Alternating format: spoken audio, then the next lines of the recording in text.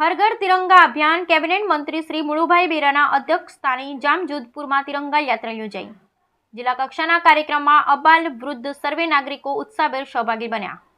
વડાપ્રધાન શ્રી નરેન્દ્રભાઈ મોદીની પ્રેરણા અને માર્ગદર્શનમાં સમગ્ર દેશમાં તારીખ 8મી થી 15મી ઓગસ્ટ દરમિયાન હર ઘર તિરંગા અભિયાન અને તિરંગા યાત્રા યોજાઈ રહી છે, જે અંતર્ગત ગુજરાતમાં પણ મુખ્યમંત્રી શ્રી ભૂપેન્દ્રભાઈ પટેલના માર્ગદર્શનમાં આ અભિયાન હેઠળ વિવિધ કાર્યક્રમોના ભવ્ય આયોજન કરવામાં આવ્યા છે। જામનગર જિલ્લામાં પણ હર ઘર તિરંગા અભિયાનને લઈ ભારે ઉત્સાહ જોવા મળી રહ્યો છે, જેમાં અબાલ વૃદ્ધ સર્વે નાગરિકો ઉત્સાહભેર સહભાગી બની રહ્યા છે અને જિલ્લા વહીવટી તંત્ર દ્વારા તમામ નાગરિકોને રાષ્ટ્રધ્વજનું વિતરણ કરવામાં આવી રહ્યું છે। આજરોજ તારીખ 10 ઓગસ્ટના રોજ જામજોધપુરમાં કેબિનેટ મંત્રી શ્રી મુળુભાઈ બેરાના અધ્યક્ષસ્થાને હર ઘર તિરંગા અભિયાનના ભાગરૂપે જિલ્લા કક્ષાની તિરંગા યાત્રાનું ભવ્ય આયોજન કરવામાં આવ્યું હતું, જેમાં જિલ્લાના વિવિધ પદાધિકારીશ્રીઓ, અધિકારીગણ, શાળાના વિદ્યાર્થીઓ, એનસીસી કેડેટ્સ અને આસપાસના ગ્રામજનો બહોળી સંખ્યામાં સામેલ બન્યા હતા।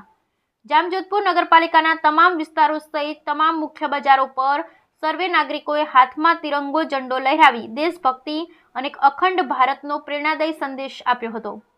સમગ્ર જામજોધપુર આજે દેશભક્તિના રંગે રંગાયું હોય તેમ દરેક ગલીમાં ભારત માતા કી જય અને વંદે માતરમના જયઘોષ સાથે ગુંજી ઉઠ્યું હતું। ઉપસ્થિત સર્વે મહેમાનોનું ગ્રામજનો દ્વારા ઢોલ નગારા નાદ સાથે પરંપરાગત રાસ ગરબાના તાલે પુષ્પવર્ષા કરી તેમનું ભાવભીનું સ્વાગત કરાયું હતું।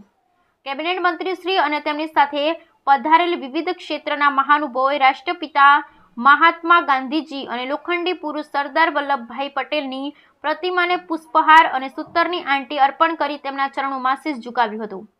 આ કાર્યક્રમમાં પૂર્વ મંત્રી શ્રી ચીમનભાઈ સાપરિયા, લોક અગ્રણી શ્રી રમેશભાઈ મુંગરા, જિલ્લા પંચાયત અને તાલુકા પંચાયતના વિવિધ સભ્યશ્રીઓ, જિલ્લા કલેક્ટર શ્રી બી.કે. પંડ્યા, જિલ્લા પોલીસ વડા શ્રી પ્રેમસુખ ડેલુ, લાલપુર પ્રાંત અધિકારી શ્રી અશ્વાર, જામજોધપુર મામલતદાર શ્રી, આજુબાજુના ગામમાંથી પધારેલ લોક આગેવાનો, જામજોધપુર તાલુકા પંચાયતના કર્મચારીગણ, શાળાના વિદ્યાર્થી બાળકો, એનસીસી કેડેટ્સ, સ્થાનિક કલાકારો અને બહોળી સંખ્યામાં સ્થાનિક ગ્રામજનો સામેલ બન્યા હતા।